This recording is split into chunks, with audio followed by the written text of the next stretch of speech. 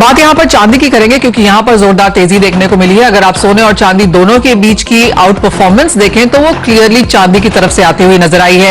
इस हफ्ते की अगर बात करें तो चांदी के भावों में 2% का इजाफा है और पिछले 2 महीनों में करीबन 14% की बढ़त अब तक आपको चांदी अपने लोअर लेवल से दे चुकी है। लेकिन इसके साथ साथ आपको यह भी बता दें कि एमसीएक्स पर सिल्वर और सिल्वर मिनी ऑप्शंस में रिकॉर्ड उछाल भी देखने को मिला है। वॉल्यूम्स अच्छी खासी हैं और सिल्वर ऑप्शन का टर्नओवर 908 करोड़ तो मिनी का टर्नओवर 121 करोड़ तक पहुंच गया है।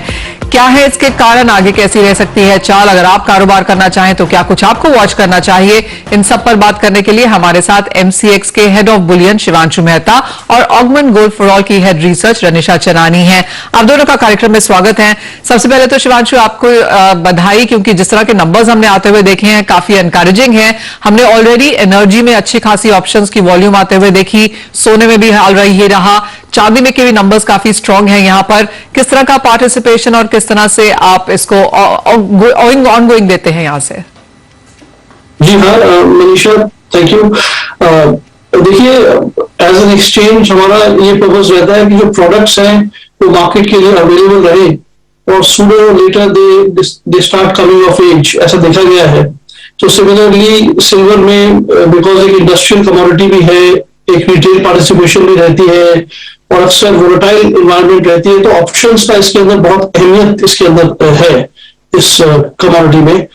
और अक्सर हमने देखा है जैसे 2 साल पहले जब डिस्पैरिटीज बहुत बढ़ जाती है कई बार मार्केट में, तो एक्सचेंज एमसीएक्स के माध्यम से प्राइस की जो सेलियंस है, मार्केट जो एक्सेप्टेबिलिटी है, उसकी वजह से डिलीवरी भी हमने देखी सितंबर 2020 में ऑल टाइम हाई हुई थी। तो कहने का मतलब है इंडस्ट्री की सर्विस में रहते हैं कॉन्ट्रैक्ट्स। तो आपने सही कहा, सिल्वर मिनी और सिल्वर ऑप्शंस 30 kg दोनों ने अपना 1 नवंबर को ऑल टाइम हाईज हिट किए हैं in terms of their turnover and volume.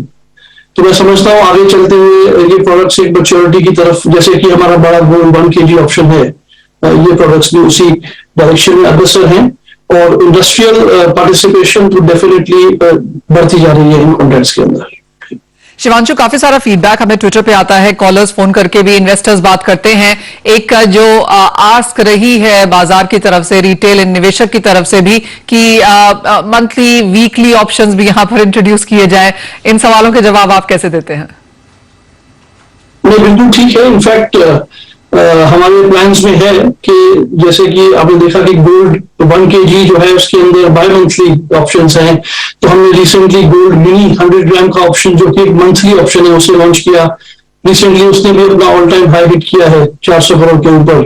तो छोटी एक्सपायरीज की जो बात है वेल टेकन है और इनफैक्ट अभी आने वाले कुछ प्रोडक्ट्स हैं जिनके अंदर आप गोल्ड बड़े वाले ऑप्शन के अंदर भी हम शायद मंथली एक्सपायरी को लेकर आएंगे और ऐसी सोच हम आगे चल के, अगर प्रोडक्ट एडवाइजरी कमेटी का भी यही रुख रहता है तो बाकी कॉन्ट्रैक्ट्स में भी सोचा जा सकता है ऐसा करना।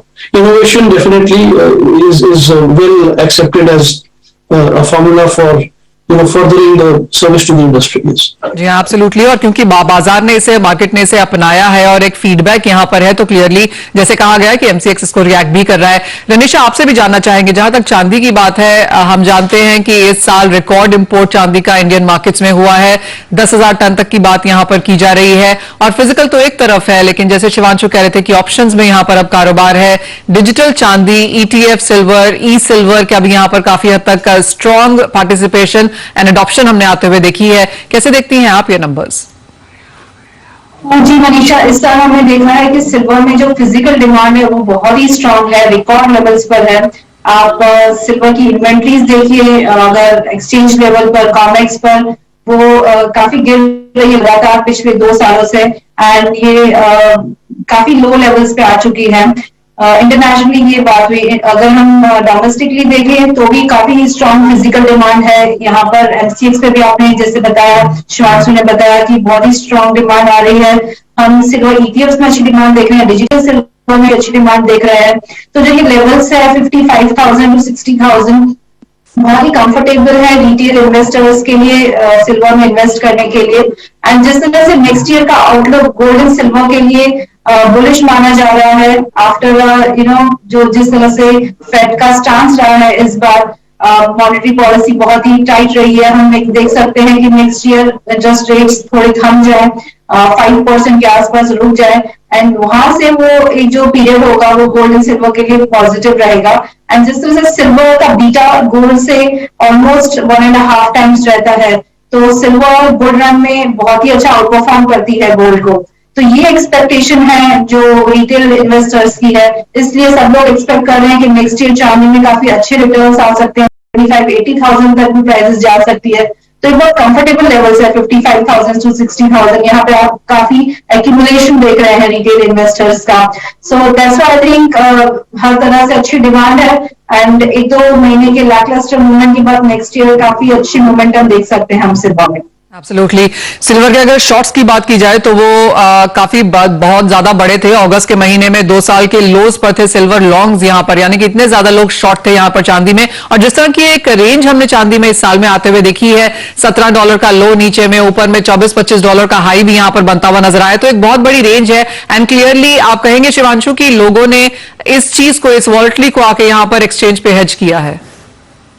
जी हाँ, कहना सही रहेगा, बिकॉज एक्सचेंज ऑप्शंस के अलावा जो फ्यूचर है वो एक बहुत डायनामिक इंस्ट्रूमेंट रहता है, जिसमें कि जैसा रनीशा वो सेम के इंपोर्ट का आंकड़ा बहुत बड़ा है, तो इंपोर्ट का एमसीएक्स के बुलियन कॉन्ट्रैक्ट के साथ एक डायरेक्ट लिंक रहता है कि जैसे वहां प्राइस फिक्स होता है बैंक के साथ, इमीडिएटली जो एमसीएक्स के अंदर हेज पोजीशंस दे दी जाती हैं, क्योंकि उसके अंदर ड्यूटी कंपोनेंट भी हेज होता है, ना सिर्फ सिल्वर प्राइसेस, ना सिर्फ currency.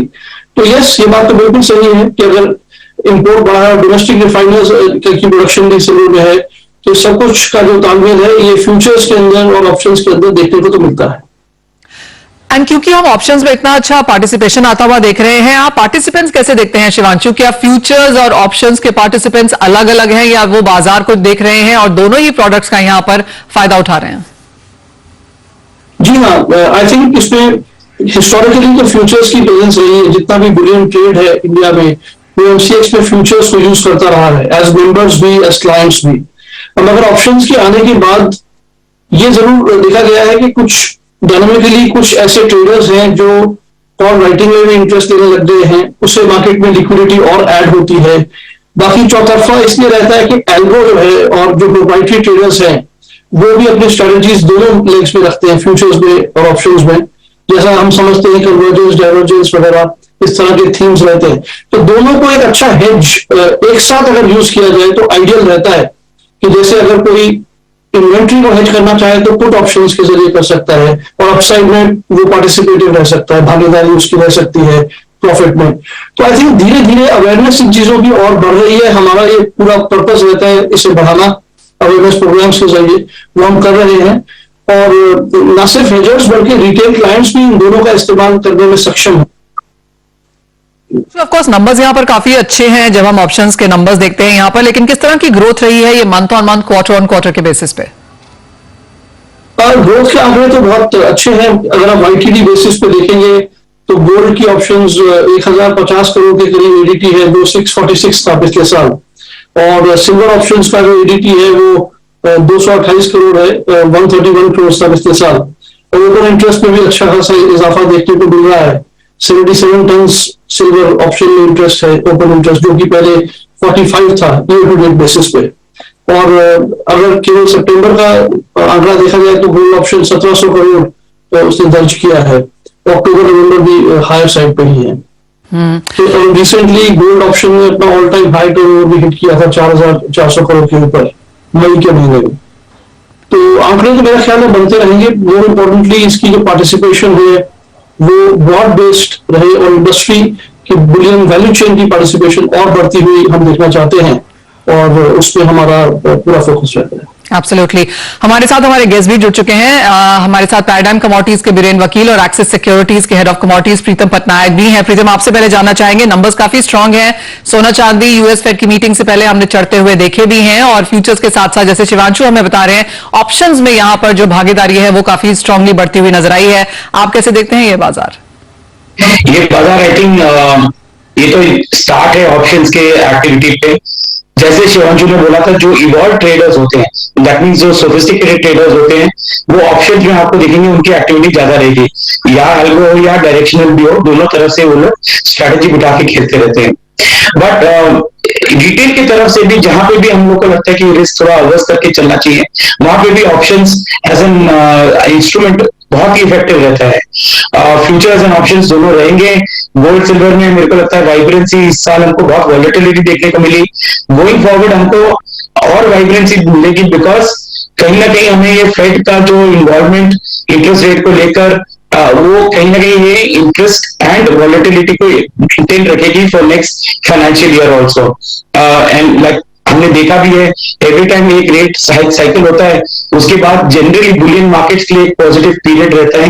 We are looking forward for that, and I think आगे चलते हमें थोड़ा ना कहीं पॉजिटिव मूवमेंट दिखेगा गोल्ड एंड सिल्वर दोनों में, both in terms price and participation. Biren ji, अगर आपको कोई स्ट्रैटेजी आज यहां पर बनानी हो सोने चांदी में तो कहां बनाएंगे? फ्यूचर्स में, ऑप्शंस में, फिजिकल मार्केट्स में? मैं फ्यूचर्स में गोल्ड में बाय प्रेफर करूंगा। फेड की मीटिंग है तो कुछ तो हम वर्ड्स देखेंगे यहाँ। फ्यूचर्स में खरीदारी की राय देंगे या ऑप्शंस में? मैं फ्यूचर्स में बाय साइड में प्रेफर करूंगा। ऑलराइट, तो ये तो सोने चांदी की बात हुई। रनिशा, जाते जाते आपसे भी जानना चाहेंगे, आपने यहाँ पर चांदी का व्यू तो दिया, सोने में आपको क्या लगता है किस तरह की बाइंग और किस तरह के प्राइसेस रह सकते हैं? हाँ, जिस तरह से मैंने कहा कि आज फेड की मीटिंग में 75 बेसिस पॉइंट एक्सपेक्टेड है, it's already priced in. Next meeting में दिसंबर है, उसमें 50 बेसिस पॉइंट्स या 75 बेसिस पॉइंट्स, दोनों में 50-50% चांसेस है। सो मुझे लगता है जो टॉप रेट रहेगा यूएस फेड का वो ऑलमोस्ट 5% के आसपास रहेगा, वो जनवरी तक हम या फेब तक देख सकते हैं। मुझे लगता है इस 1-2 महीने में गोल्ड एंड सिल्वर की प्राइसेस रेंज बाउंड रहेगी, जो अभी रेंज है वही रेंज में ट्रेड होगा। बट उसके बाद फेब मार्च के बाद हम देख सकते हैं बहुत अच्छा उछाल आ सकता है। सो लॉन्ग टर्म व्यू जो है वो गोल्ड एंड सिल्वर दोनों में पॉजिटिव है। एटलीस्ट यहाँ से मैं नेक्स्ट 6 मंथ्स में 8-10% जितने रिटर्न्स देख रही हूँ गोल्ड एंड सिल्वर में। राइट, यानी कि ट्रेड करना यहाँ पर काफी फायदे का सौदा रह सकता है, और अब तो आपके पास इंस्ट्रूमेंट्स भी हैं यहाँ पर कारोबार करने के लिए, तो चाहे वो सोना या चांदी हो, आपको इस डिस्कशन में बताया ही गया है। निशा, शिवांशु, बहुत शुक्रिया इस डिस्कशन में भाग लेने के लिए। ऑफ कोर्स बहुत स्ट्रांग नंबर्स हैं और एक्सपेक्टेशन यही है कि आगे और बेहतर पार्टिसिपेशन और प्राइसेस यहाँ पर देखने को मिलेंगे। लेकिन इसी के साथ एक ब्रेक के लिए रुकेंगे, जब लौटेंगे तो अपने एक्सपर्ट्स के टॉप ट्रेड्स लेंगे, साथ ही जोड़ेंगे दर्शकों को अपने साथ, लेंगे उनके भी सवाल।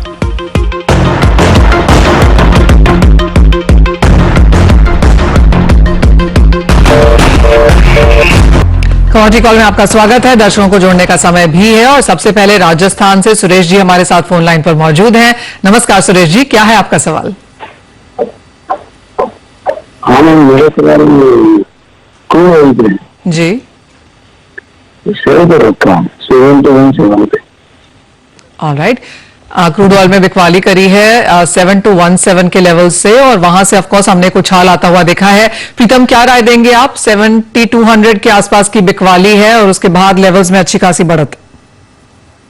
कि आपको ये सेल पोजीशन मेंटेन करके रखना चाहिए। कहीं ना कहीं एक $90 पे एक बहुत स्ट्रॉन्ग रेजिस्टेंस आता है, एंड कहीं ना, और इन्वेंट्री भी कल एक आ चुका है कि 6 मिलियन बैलेंस का ड्रॉ हो चुका है। मुझे नहीं लगता कि कुछ और न्यूज अभी बाकी है। आज भी फेड रेट हाइक करता है और अपना जो थोड़ा नेगेटिव स्टैंड है या एग्रेसिव स्टैंड मेंटेन करके रखता है, मार्केट उसको इतना पॉजिटिव नहीं लेगा और रिसेशनरी फियर बढ़ेगा, और उस चक्कर में कहीं ना कहीं उसका बेनिफिट हमको क्रूड के गिरते हुए दामों में दिख सकते हैं। तो मेरा अंदाजन है कि कहीं आप ये शॉर्ट पोजीशन मेंटेन करके रखें, वो प्राइस आए ना आए पर आपको लोअर प्राइसेस देखने को मिलेगी। ऑलराइट, गिरावट की एक्सपेक्टेशन है सुरेश जी, तो आप अपने ये जो सेल है ये होल्ड करिए। आपको यहाँ से अपना मुनाफा, अपना जो लॉस है वो तो डेफिनेटली कट होता हुआ दिखेगा ही। आगे बढ़ते हैं और एक व्हाट्सएप मैसेज पढ़ लेते हैं जो कि नरेश जी ने जयपुर से लिखा है। ये किसान है, एक 150 बोरी इनके पास कैस्टर पड़ा हुआ है, जानना चाहते हैं कि आगे जाके भाव कैसे रह सकते हैं। बीरेन जी, क्या राय है? ये साल की फसल काफी अच्छी लग रही है, हो गया मार्केट तो निकाल देना चाहिए, आगे थोड़े डाउनसाइड बढ़नी चाहिए। जो ये करंट 72-7300 के लेवल्स है बीरेन जी, कितनी गिरावट आपको लगती है यहाँ से? 6500 तक यानी जो लूज केस स्टडीज हम जो देखते हैं वो 1150 1200 यानी 6200 के आसपास एनसीडीएक्स के हिसाब से हम अगले 4-5 वीक में देख सकते हैं। ऑलराइट, तो कैस्टर में गिरावट की एक्सपेक्टेशन है। अगर आपके पास माल है तो फिलहाल निकाल देना चाहिए। आगे बढ़ते हैं, पंजाब बरनाला से हमारे साथ अरविंद कुमार जी फोन लाइन पर हैं। नमस्कार अरविंद जी, आपका सवाल क्या है? अरविंद जी, आपका सवाल क्या है? सर मैंने सिल्वर खरीदा हूँ सर जी ये दिसंबर का है सर, ये एक लॉट है सर मेरे पास जी। और सर ये 59,000 ये मैंने 800 सर हमने खरीदे हैं इसको। तो सर अभी क्या करें सर? आपने खरीदा हुआ है 59,800 के आसपास? हाँ sir. Okay Pritam, of course उन लेवल्स के आसपास है, वो लेवल्स हमने आते हुए देखे भी थे। फिलहाल हल्की सी गिरावट के साथ कारोबार, लेकिन क्या ये अपनी पोजीशंस, इनका दिसंबर की चांदी है, होल्ड करें? अरविंद जी बिल्कुल होल्ड करके चलिए। मुझे तो लगता है कि आपको नॉट ओनली लॉस रिकवर होगा, कहीं ना कहीं आपको छोटे मोटे प्रॉफिट बनने के भी आसार हैं, तो आप प्लीज मेंटेन करके चलिए। बट ये ध्यान रखिए कि देखिए बहुत ही वॉलेटाइल मार्केट है, कहीं ना कहीं कुछ हो सकता है, तो कहीं ना कहीं एक स्टॉप लॉस लगा के भी चलिए। मेरे हिसाब से आप 58,500 का स्टॉप लॉस जरूर मेंटेन करके चलिए और उसके साथ फिर लॉन्ग होल्ड करते हैं। ओके, होल्ड करिए पोजीशन। यहां से और तेजी की एक्सपेक्टेशन बाजार में फिलहाल है। एक मैसेज पढ़ लेते हैं, राजवर्धन जी का महाराष्ट्र से, जानना चाहते हैं इनके पास पाम तेल पड़ा हुआ है, क्या लगता है भाव आगे जाके कैसे रह सकते हैं? बीरेन जी, अभी इसमें रिकवरी है, ड्यूटी हिसाब से भी थोड़ा फेवरेबल डेवलपमेंट है और ग्लोबल स्टॉक ऑयल भी मजबूत है। मेरे हिसाब से फ्यूचर्स कारोबार वापस शुरू होगा, उसकी भी काफी स्ट्रॉन्ग रूमर है। अभी होल्ड करना चाहिए, यहाँ से भी 5-7% की अपसाइड दिख रही है डोमेस्टिक टर्म में। राइट, पाम में ऑफकोर्स बढ़त यहां पर देखने को मिली है और तेजी की एक्सपेक्टेशन है। तो ये तो हुए हमारे दर्शकों के सवाल, लेकिन जाते जाते आपकी टॉप पिक्स भी जानना चाहेंगे। बीरेन जी, आप पहले, एग्रीकल्चर कमोडिटीज में जोरदार उठापटक है, यहाँ पर टॉप ट्रेडिंग स्ट्रैटेजीज आप कहां बनता हुआ देखते हैं? यहाँ रिस्क ट्रेड वापस आया है, तो गवार पर लॉन्ग साइड लेना प्रेफर करूंगा अराउंड 4650 पे। थोड़ा डायरेक्शनल बेट है तो 5000 का लक्ष्य होगा, स्टॉप लॉस रहेगा 4530, होल्डिंग पीरियड 3-4 वीक का है। ओके, एक तो बुआसीर हुआ, और कोई और कमोडिटी जहां पर आपको लगता है कि एक ट्रेडिंग स्ट्रैटेजी बन सकती है? कॉटन में अच्छी खासी उठापटक है, कैस्टर में तो आपने बताया ही है। कॉटन में इंडियन कॉटन काफी एक्सपेंसिव है, तो यहाँ इस रैली को मैं चेज नहीं करना चाहता हूँ। कहीं शॉर्ट अपॉर्चुनिटी मिले तो एक्सप्लोर करूंगा। ऑलराइट, प्रीतम, आपके टॉप ट्रेड्स क्या होंगे यूएस फेड की मीटिंग से पहले? मेरे टॉप ट्रेड्स रहेंगे बोथ गोल्ड एंड सिल्वर में। मेरे को लगता है कि गोल्ड यदि 50,650 का लेवल वापस दिखाता है तो वापस री एंटर करना चाहिए लॉन्ग के पोजीशन के साथ। स्टॉप लॉस आप लगा सकते हैं 50,500 का और टारगेट प्राइस 50,850 का लगा के चल सकते हैं। रही बात सिल्वर की, वही 58,800 लेवल पे यदि आता है तो वहां पे हमको अगेन लॉन्ग करना चाहिए। स्टॉप लॉस 58,400 का, टारगेट प्राइस 59,300 का। ऑलराइट, वो टॉप ट्रेडिंग स्ट्रैटेजीज हैं हमारे दोनों एक्सपर्ट्स की तरफ से, और इसी के साथ ये कार्यक्रम समेटने का भी समय है। बहुत शुक्रिया प्रीतम, बीरेन जी, साथ जुड़ने के लिए। मुझे भी दीजिए इजाजत, आप बने रहिए हमारे साथ। ब्रेक के बाद लेकर आएंगे आवाज समाचार।